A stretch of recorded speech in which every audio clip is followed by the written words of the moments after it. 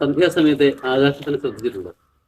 ചിലരൊക്കെ പറഞ്ഞു കേട്ടിട്ടുണ്ട്, വൈകുന്നേരം ഇങ്ങനെ തുറന്ന മനസ്സോടുകൂടി നിറഞ്ഞ ഭാവത്തോടു കൂടി ആകാശത്തെ നോക്കി കിടക്കുമ്പോൾ നമ്മൾ ഒന്നുകിൽ ഒരു കവിയായി മാറുന്നു, അല്ലെങ്കിൽ ഒരു ദാർശനികനായി മാറുന്നു, അല്ലെങ്കിൽ ഒന്നും ആയില്ലെങ്കിൽ നമ്മളൊരു ഭ്രാന്തനായി മാറുന്നു എന്ന് പറയും.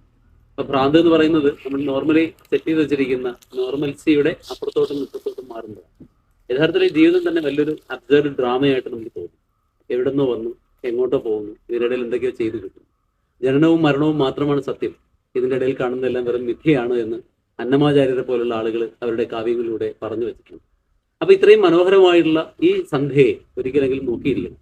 എല്ലാ സായം സന്ധ്യകളും ദുഃഖമാണെന്ന് സാമുവൽ ബക്കറ്റ് തന്റെ കൃതികളിൽ പറയും. അപ്പൊ ഈ വിഷാദമാണ് യഥാർത്ഥത്തിൽ, അത് ദുഃഖമല്ല, വിഷാദമാണ് നമ്മുടെ ഉള്ളിലേക്ക് പടർന്നു കയറുന്ന ഒരുതരം പാത്തോസ്. ഈ പാത്തോസ് ആണ് യഥാർത്ഥത്തിൽ നമ്മുടെ ജീവിതത്തിന്റെ അർത്ഥങ്ങൾ മനസ്സിലാക്കാനായിട്ട് സഹായിക്കുന്നത്. അപ്പൊ ഇങ്ങനെയുള്ള കാര്യങ്ങൾ കൂടുതലായിട്ട് അറിയുന്നതിന് വേണ്ടി ഞങ്ങൾ ഒരുക്കുന്ന ഒരു വർക്ക്ഷോപ്പാണ് ഹാലോ 2026. ഈ ഓറിക് വർക്ക്ഷോപ്പിലേക്ക് നിങ്ങളെ സ്വാഗതം ചെയ്യുന്നു. ഫെബ്രുവരി 22 തിരുവനന്തപുരം ഹോട്ടൽ ഹൈലാൻഡിൽ വെച്ച്. Thank you so much.